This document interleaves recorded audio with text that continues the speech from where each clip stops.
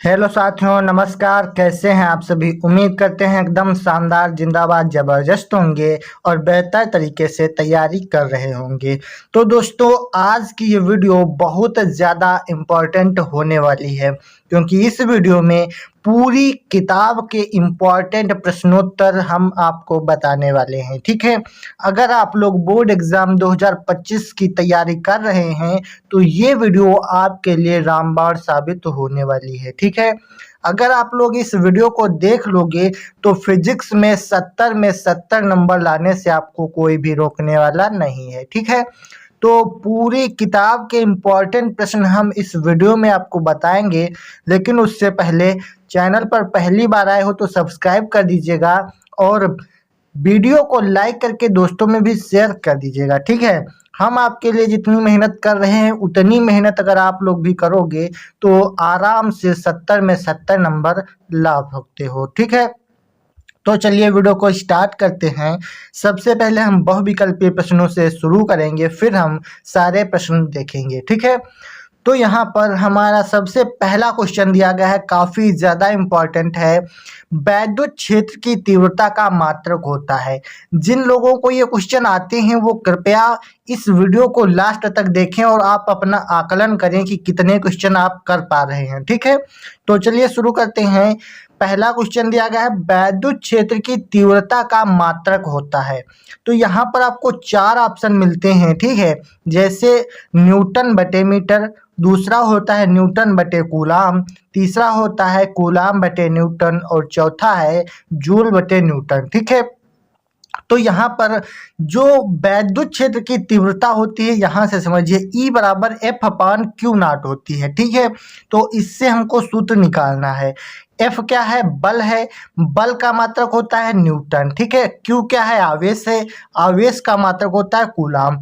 तो यहाँ से वैद्युत क्षेत्र की यानी कि वैद्युत क्षेत्र की तीव्रता का मात्रक हो जाएगा न्यूटन बटे कूलाम। ठीक है, तो यहाँ पर ऑप्शन नंबर सेकंड जो है न्यूटन बटे कूलाम सही आंसर हो जाएगा। इस प्रकार से निकाला जाता है। इस पर न्यूमेरिकल भी मिलते हैं आपको, तो ये सूत्र और ये मात्रक आप लोग तैयार कर लीजिएगा। ठीक है, नेक्स्ट क्वेश्चन हमारा दिया गया है, एक इलेक्ट्रॉन वोल्ट का मान है। ठीक है, एक इलेक्ट्रॉन वोल्ट का मान कितना होता है? जैसे ऑप्शन है 19 गुणे 10 की पावर 18, दूसरा है 1.6 गुणे 10 की पावर -19, उसके बाद तीसरा है 1.6 इंटू 10। ठीक है, या फिर 1.6 इंटू 10 की पावर 20। तो यहाँ पर एक इलेक्ट्रॉन वोल्ट का जो मान होता है, इलेक्ट्रॉन वोल्ट कहें या फिर एक इलेक्ट्रॉन कहें, ठीक है, तो इसका जो मान होता है 1.6 इंटू 10 की पावर -19 होता है। ठीक है, तो option number second right answer हो जाएगा। इसी प्रकार आगे बढ़ते हैं और हमारा सबसे ज़्यादा मोस्ट इम्पॉर्टेंट क्वेश्चन है कि निम्नलिखित में से किस मीटर का प्रतिरोध उच्चतम होता है। ठीक है, कहने का तात्पर्य है इनमें से किस मीटर का प्रतिरोध जो है उच्चतम होगा। पहला है अमीटर, दूसरा है वोल्ट मीटर, गैल्वेनोमीटर और मिलीमीटर। तो इनमें से जो वोल्ट मीटर का प्रतिरोध होता है वो हमेशा उच्चतम रहता है। ठीक है, तो ऑप्शन नंबर सेकंड इसमें भी राइट आंसर हो जाएगा। किसी को कोई दिक्कत, कोई परेशानी नहीं होनी चाहिए। आगे बढ़ते हैं। नेक्स्ट क्वेश्चन दिया गया है, ध्यान से इस वीडियो को लास्ट तक देखिएगा, सारा कुछ इसी वीडियो में हम कवर करेंगे। ठीक है, चलिए अगला क्वेश्चन है, धारावाही चालक के चारों ओर उत्पन्न क्षेत्र होता है। ठीक है, तो धारावाही चालक के चारों ओर जो क्षेत्र उत्पन्न होता है वो कौन सा होता है? यहाँ पर 4 ऑप्शन मिलेंगे। इसमें से केवल चुंबकीय क्षेत्र जो होता है वो धारावाही चालक के चारों ओर उत्पन्न क्षेत्र होता है। क्या होता है? केवल चुंबकीय क्षेत्र। अगर आपसे पूछेगा धारावाही चालक के चारों ओर कौन सा क्षेत्र उत्पन्न होता है, तो आप बताएंगे केवल चुंबकीय क्षेत्र। ठीक है, क्लियर हो गया। नेक्स्ट क्वेश्चन आएगा, बहुत इंपॉर्टेंट है, वैद्युतशीलता का मात्रक क्या होता है? ठीक है, वैद्युतशीलता को हम एप्सिलॉन नॉट भी बोलते हैं, इसे हम वैद्युतशीलता भी बोलते हैं। ठीक है, तो इस एप्सिलॉन नॉट का मात्रक आपको बताना है। तो यहाँ पर वैद्युतशीलता का जो मात्रक होता है वो होता है कूलाम स्क्वायर बटे न्यूटन मीटर स्क्वायर। ठीक है, ये जो आपको इस प्रकार से निशान दिख रहा है इसका मतलब है बटे। ठीक है, अपान में आता है, तो कूलाम स्क्वायर बटे न्यूटन मीटर स्क्वायर हो जाएगा वैद्युतशीलता का मात्रक।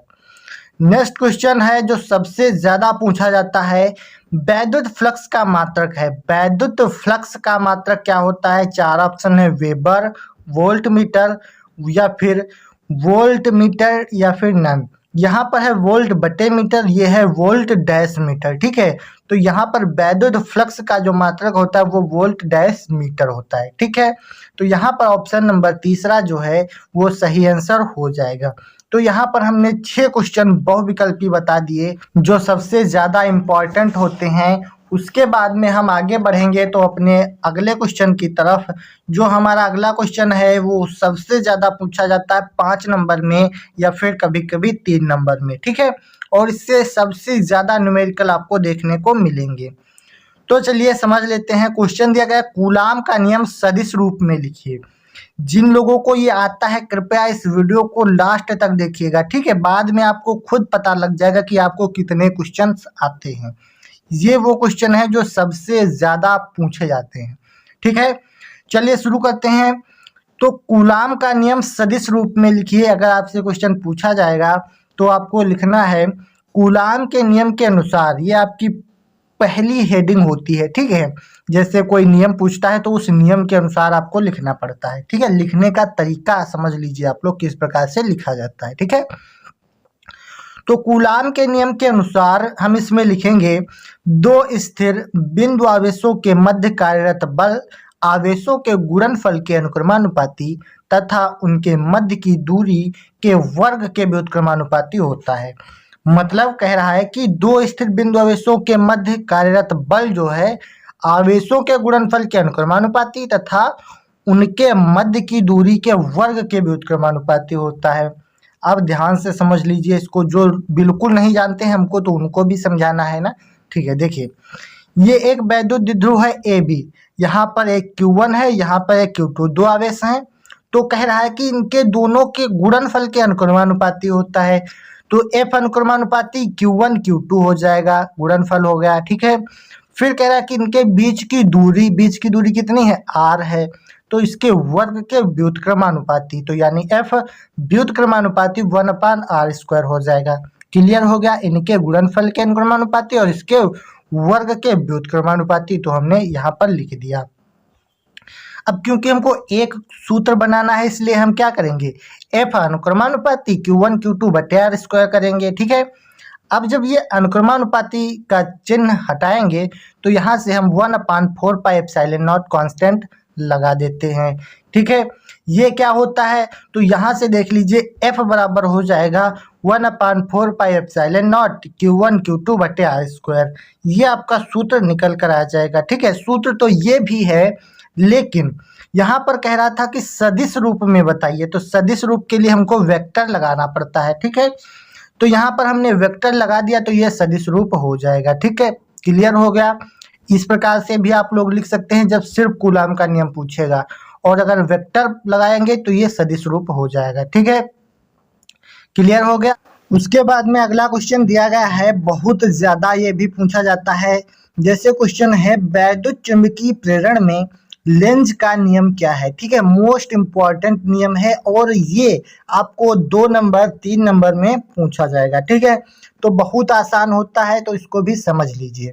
इसमें हम लिखते हैं, किसी वैद्युत परिपथ में प्रेरित धारा सदैव उस कारण का विरोध करती है जिसके कारण वह स्वयं उत्पन्न होती है। इसे हम लेंज का नियम कहते हैं।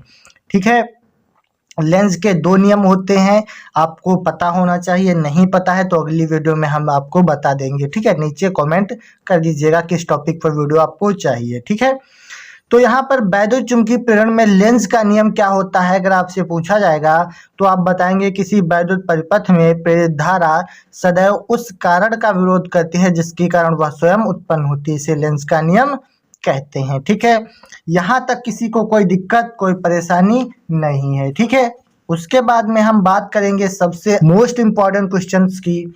जो अगला क्वेश्चन है वो है, वैद्युत द्विध्रुव आघूर्ण से क्या तात्पर्य है और इसका मात्रक भी लिखिए। ठीक है, तो वैद्युत द्विध्रुव आघूर्ण क्या होता है और इसका मात्रक क्या होता है ये आपको बताना है, और ये क्वेश्चन आपसे 3 नंबर में पूछा जाएगा।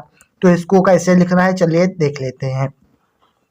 तो समझिए, इसको ध्यान से समझेंगे। इसमें हम लिखेंगे वैद्युत द्विध्रुव में किसी एक आवेश तथा दोनों आवेशों के बीच की दूरी के गुणनफल को वैद्युत द्विध्रुव आघूर्ण कहते हैं। ठीक है, वैद्युत द्विध्रुव आघूर्ण का मात्रक कूलाम मीटर होता है। यहाँ तक किसी को कोई दिक्कत, कोई समस्या नहीं है। समझ लीजिए, इसमें कह रहा है कि वैद्युत द्विध्रुव में किसी एक आवेश तथा दोनों आवेशों के बीच की दूरी के गुणनफल को वैद्युत द्विध्रुव आघूर्ण कहते हैं, और वैद्युत द्विध्रुव आघूर्ण का मात्रक जो है वो कूलाम मीटर होता है। ठीक है, तो इसका सूत्र देख लीजिए, P बराबर होता है 2QL। ठीक है, P क्या है? वैद्युत द्विध्रुव आघूर्ण है। 2QL, Q क्या है? आवेश है, L जो है चालक तार की लंबाई है। ठीक है, तो यहाँ पर P बराबर 2QL होता है। अगर इसका मात्रक पूछा जाएगा तो कूलाम मीटर होता है, आप लोग बता दीजिए। ठीक है, नेक्स्ट क्वेश्चन है बहुत ज़्यादा इम्पॉर्टेंट, और न्यूमेरिकल के लिए भी ये क्वेश्चन इम्पॉर्टेंट है क्योंकि इस सूत्र पर आपके न्यूमेरिकल भी बनते हैं। तो क्वेश्चन दिया गया है, विभव प्रवणता की परिभाषा दीजिए। विभव प्रवणता क्या होती है, इसकी परिभाषा आपको बताना है। तो इसमें हम लिखते हैं कि वैद्युत क्षेत्र की दिशा में दूरी परिवर्तन के साथ विभव परिवर्तन की दर विभव प्रवणता कहलाती है। क्या कहा हमने कि वैद्युत क्षेत्र की दिशा में दूरी परिवर्तन के साथ विभव परिवर्तन की दर विभव प्रवणता कहलाती है। ठीक है, अब देखिए, इसका सूत्र होता है विभव प्रवणता बराबर विभव में परिवर्तन बटे दूरी में परिवर्तन। क्या हो जाएगा? विभव में परिवर्तन बटे दूरी में परिवर्तन। तो यहाँ से सूत्र क्या निकल कर आएगा? देखिए, विभव में परिवर्तन मतलब माइनस का डेल्टा V। V क्या होता है? विभव होता है। डेल्टा जहाँ पर लग जाता है मतलब उस विभव में परिवर्तन। और दूरी में परिवर्तन, दूरी क्या है? x है, मतलब दूरी कोई भी हो सकती है, तो डेल्टा x का मतलब हो गया दूरी में परिवर्तन। डेल्टा जहाँ पे लगा होता है मतलब उसके आगे जो भी निशान है उसमें परिवर्तन को दर्शाता है। ठीक है, तो विभव प्रवणता बराबर विभव में परिवर्तन बटे दूरी में परिवर्तन। तो माइनस का डेल्टा V बटे डेल्टा x, ये आपका विभव प्रवणता का सूत्र निकल कर आ जाता है। उसके बाद में अगला क्वेश्चन दिया गया है, एक समान चुंबकीय क्षेत्र से क्या तात्पर्य है, उदाहरण दीजिए। ठीक है, तो एक समान चुंबकीय क्षेत्र क्या होता है, इसका उदाहरण क्या है, ये आपको बताना है। तो एक समान, जैसे नाम से ही पता चल रहा है, एक समान यानी हर जगह समान क्षेत्र होगा, है ना। तो यहाँ पर कौन सा क्षेत्र है? चुंबकीय क्षेत्र, एक समान चुंबकीय क्षेत्र। तो एक समान से ही हमको मतलब है जहाँ पर हर जगह मतलब एक समान चुंबकीय क्षेत्र होगा उसी को हम कहेंगे। ठीक है, तो यहाँ पर हम कहेंगे कि जिस क्षेत्र में चुंबकीय बल रेखाएं समांतर व समदूरस्थ हों तो वह एक समान चुंबकीय क्षेत्र कहलाता है। मतलब कहने का तात्पर्य है कि चुंबकीय बल रेखाएं जहां पर एक समान यानी समदूरस्थ होंगी या फिर समांतर होंगी वह एक समान चुंबकीय क्षेत्र कहलाता है। ठीक है, क्लियर हो गया? किसी को कोई दिक्कत, कोई समस्या नहीं है। ठीक है, तो कह रहा था कि इसका उदाहरण दीजिए। तो उदाहरण में हम लिखेंगे, जैसे यहाँ पे उदाहरण हमने लिख दिया है कि लंबी धारावाही परिनालिका के केंद्र पर चुंबकीय क्षेत्र एक समान होता है। कहाँ पे होगा? तो लंबी धारावाही परिनालिका के केंद्र पर। ठीक है, चुंबकीय क्षेत्र एक समान होता है। अगर आपसे पूछा जाता है उदाहरण दीजिए, तब आपको ये देना है। सिर्फ आपसे परिभाषा पूछता है तो सिर्फ आपको परिभाषा ही इसकी लिखनी होती है। ठीक है, नेक्स्ट क्वेश्चन की बात करेंगे जो सबसे ज़्यादा पूछा जाता है और हमारा लास्ट क्वेश्चन है। ये काफ़ी ज़्यादा इम्पॉर्टेंट है। ठीक है, इसको ध्यान से समझ लीजिएगा। इसमें कहा गया है कि अन्योन्य प्रेरण गुणांक की परिभाषा दीजिए तथा एक व्यवहारिक उदाहरण भी दीजिए। यानी कि अन्योन्य प्रेरण गुणांक क्या होता है इसकी परिभाषा बताइए और एक व्यवहारिक उदाहरण दीजिए या सिर्फ उदाहरण दीजिए, यहाँ पर बताया गया है। ठीक है, तो ध्यान से समझिएगा अन्योन्य प्रेरण गुणांक क्या होता है।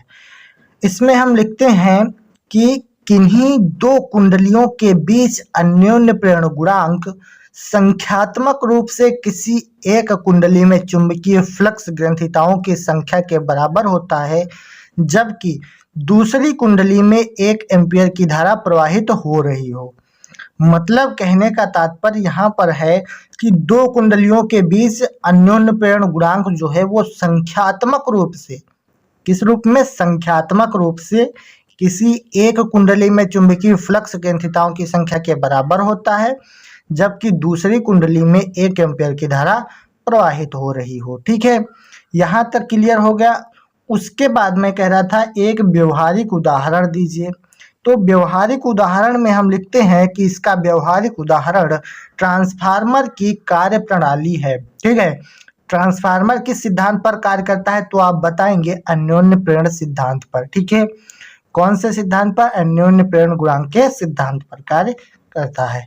तो यहाँ पर उदाहरण में भी आपको ट्रांसफार्मर की कार्य प्रणाली दे देनी है। ठीक है, तो उम्मीद करते हैं यहाँ तक हमने बहुत सारे इंपॉर्टेंट क्वेश्चंस कवर कर लिए हैं। बाकी जो क्वेश्चन बचे हैं उनके लिए आपको वीडियो को लाइक करना होगा और चैनल को सब्सक्राइब करके नोटिफिकेशन को ऑन कर लेना होगा। ठीक है, क्योंकि बोर्ड एग्जाम तक ऐसे ही लगातार वीडियोस हम आपको देते रहेंगे और आपकी पूरी तैयारी करवाते रहेंगे। ठीक है, तो वीडियो पसंद आई है तो लाइक कर दीजिए और चैनल को जरूर सब्सक्राइब कर लीजिएगा। ठीक है, चलिए मिलते हैं नेक्स्ट वीडियो में, तब तक के लिए जय हिंद, वंदे मातरम।